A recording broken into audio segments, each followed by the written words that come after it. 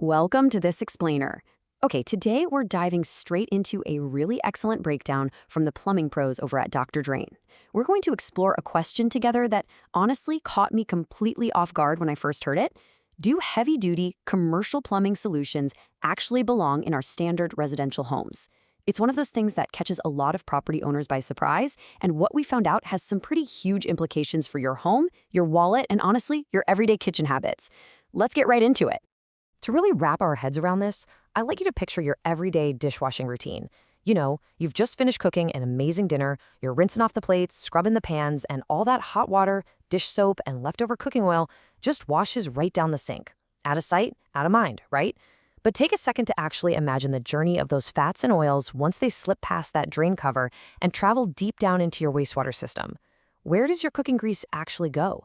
Does it just magically vanish? Or is it secretly down there building up into this massive, hidden fatberg right beneath your floorboards? Well, that brings us to a very specific, incredibly heavy-duty piece of equipment, the grease trap. So what is it? A grease trap, or you'll often hear it called a grease interceptor, is basically a plumbing device meticulously designed to capture fats, oils, and grease before they can ever reach and clog up the main sewer lines. Now, if you're running a restaurant or a commercial kitchen, these things are absolutely standard. They're non-negotiable equipment meant to stop literal citywide blockages. But when we start looking at putting them in regular residential homes, the necessity gets a lot murkier. The core difference here, the thing it all really boils down to, is just the sheer contrast in volume. Think about it. A commercial kitchen is pumping out a massive, continuous river of fats and oils every single day. Contrast that with the much, much lower volume of a standard single-family home. In most normal houses, the little bit of grease you washed out in the sink just automatically enters the wastewater system and washes away. Because typical household volumes are just so relatively low, our conventional municipal sewer infrastructure can usually handle routine residential waste perfectly fine. No dedicated home grease trap required. So, when are they required? Let's look at the legal triggers. Okay, let's dive into this. According to the breakdown from Dr. Drain, while your average home is mostly exempt, there are a few very specific triggers where local jurisdictions will absolutely step in and mandate grease management. For example, are you running an in-home food service? If you're preparing meals for frequent customers out of your house, you're generating a much higher than normal discharge. The same exact code requirements apply to large multi-unit properties where a bunch of kitchens are all routing their wastewater through one shared plumbing system. Furthermore, if your property connects to a municipal sewer system that already has known capacity or clogging issues, or, and this is a big one, if you happen to live in an area with incredibly strict environmental protection rules for sensitive waterways, local inspectors might just flat out require you to install an interceptor. But, the law actually isn't the only reason you might be looking at getting one of these installed. The experts point out some highly practical triggers too. Even if the city code isn't actively demanding you get a grease interceptor, the physical reality of your plumbing might make it a practical necessity. I mean, if your home has a history of grease-related blockages, recurring slow drains, you're constantly calling a plumber for cleanouts, or facing outright sewer backups, well, a trap might literally be the only way to finally solve those recurring issues. This is especially true for properties that happen to have super old pipes or really constrained access for regular maintenance. Which brings us to the habit factor. Hardware versus human behavior. The experts at Dr. Drain really highlight that for the vast majority of us in standard households, the focus shouldn't be on rushing out to install expensive hardware. It really should just be on prevention. They recommend a few incredibly simple, everyday kitchen habits. First, just wipe down your plates and cookware with a paper towel before you wash them. Second, and this is huge, absolutely avoid pouring liquid cooking grease directly down your sink. Just don't do it. And third, always use proper disposal methods for food scraps and solid residues. Put them in the trash, not down the drain. Actually, scratch that. We need to stop right here for a second and bust a really common myth. We've got to talk about the whole I have a garbage disposal so I can wash grease down the sink behavior.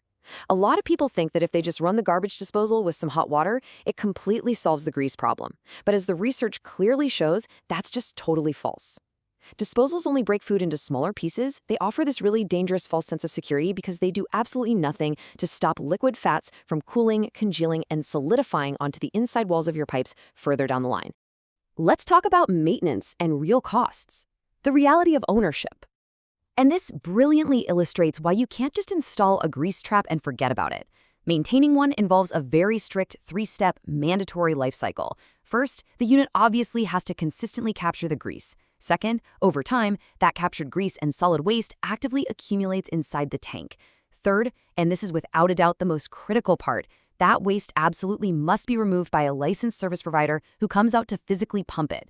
If you skip that final step, the unit totally fills with waste, becomes completely ineffective, and boom, you are right back to square one with clogged pipes.